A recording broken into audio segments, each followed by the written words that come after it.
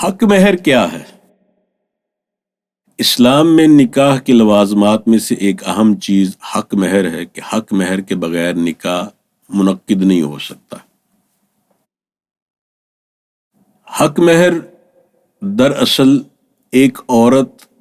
جو اپنا پورا جسم آپ کے حوالے کر رہی ہے، اس کی عزت، اس کی عظمت، اس کی عصمت، اس کے جسم کی کوئی قیمت تو نہیں ہو سکتی،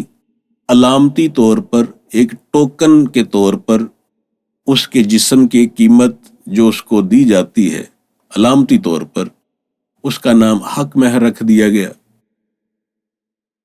حق مہر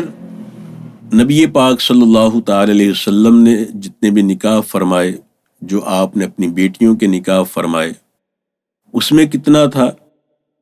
اکثر روایات کے مطابق نبی پاک صلی اللہ علیہ وسلم کے جو نکاح ہوئے ہیں ان میں حق مہر 400 درہم سے لے کر 500 درہم تک، زیادہ تر روایات کے مطابق 500 درہم۔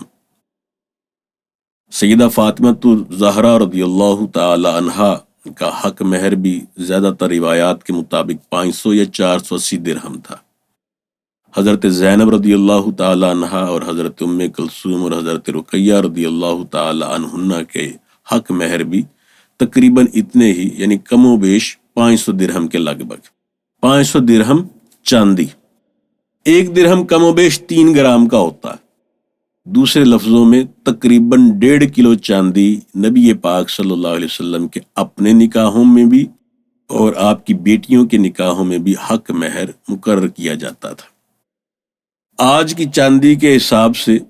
تقریباً 470 روپے کے لگ بھگ چاندی کی قیمت ہے۔ اس حساب سے دیکھیں تو یہ کم و بیش 7 لاکھ روپیہ بنتا ہے۔ 7 لاکھ روپیہ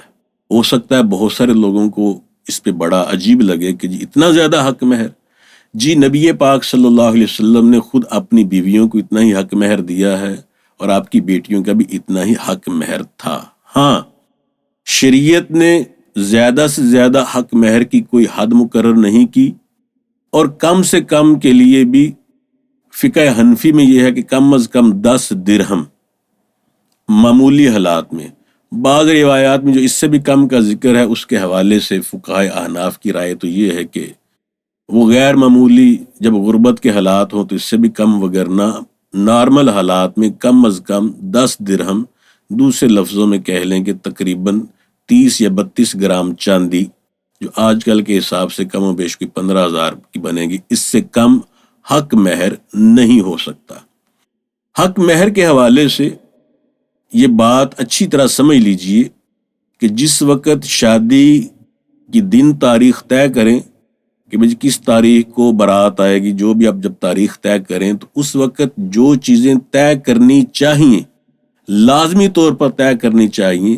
اور اس کو پہلے کر لینے کا ہی فائدہ ہے، ان میں سے ایک چیز حق مہر بھی ہے۔ پہلے طے نہیں کیا ہوگا تو ہوتا یہ ہے کہ نکاح والے دن جب بارات آ گئی، انتظامات ہو گئے، اب نکاح خان صاحب جو ہیں فارم بھر رہے ہیں، اب پوچھا جاتا ہے جی کتنا حق مہر، تو اچانک سے اگر لڑکی والے کوئی ایسا مطالبہ کر دیں جو لڑکے والوں کے لیے غیر متوقع ہو تو یہ انتہائی نامناسب ہوتا ہے اور پھر بدمزگی کا باعث بنتا ہے۔ اور اگر صورتحال کے دباؤ کے پیش نظر لڑکے والے